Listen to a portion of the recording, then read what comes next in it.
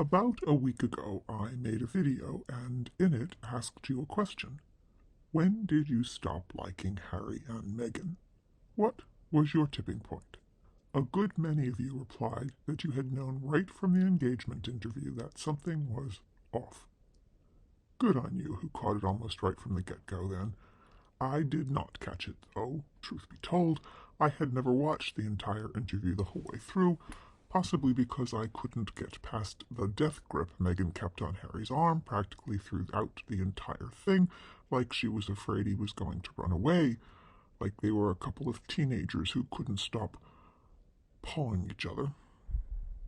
At the time, I remember thinking the whole hand-gripping show was just beneath them, or at least beneath two people in their 30s, as they both were at the time. It was juvenile and alarmingly unsophisticated. But with your insights in mind, I went back and watched the interview this week, and I've included a link in the description in case you want to go there and suffer through it yourself. I came away with a few thoughts about things that should have tipped me off too. First, back to the hand-holding. As I said, my first viewing of the interview was casual and not of the whole thing, and I wrote off what I did see of Meghan's clutching as nerves. She was being interviewed as the fiancée of a member of the royal family. This was, essentially, her introduction to the people of her new country. She needed to hold on to Harry to keep her calm and make a good first impression. Now that I am a few years older and wiser and have much more information about Meghan, for better or for worse, I don't know why she would be nervous. This was not her first interview ever.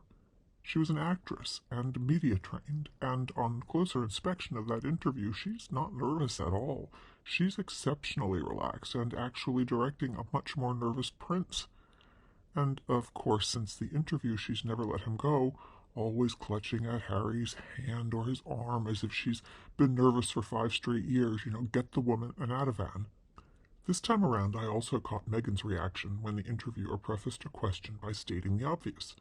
With her upcoming wedding, Meghan Markle would be acquiring a new country and a new husband. For some reason, this preface made Meghan giggle. Giggle like a schoolgirl, as if the fact that she would soon have a husband was a revelation. As if Meghan had never had a husband before. Oh, does Meghan giggle at this, squeezes her shoulders together and goes on like a teenager, not an almost 40-year-old woman. It was juvenile and unsophisticated, and Meghan might as well have shouted, "I have no poise!" It is silly and beneath her, and it reeks of, wait for it, inauthenticity. This little show of delight is so cringe. The most revelatory moment in the interview, however, was when Harry admitted that before meeting Meghan on their blind date, he had never heard of her. Never watched her cable TV show, Suits. Like most of the rest of us, Harry had no idea who she was before she crossed his path. While Harry was going on about how he did not know who Meghan was, you could see Meghan looking startled, irritated, and you can hear her making little purring sounds like warnings that she's becoming cross, and we only know how cross that she has become when she follows up Harry's admission that he'd never heard of this famous actress who had been in a culturally important cable TV show, when it was her turn to talk again, and she made a point of saying that before their date, she'd never really heard of him either. Meghan, please. Most of us had no idea who you were then either, and we were happy enough in our ignorance, but we all knew exactly who Diana's younger son was. Give me a break, girl. To the rest of you, sorry I'm late to the party, but I get it now. If you do find yourself drawn to watch the interview again, let me know about any other tidbits or insights you pick up this time around.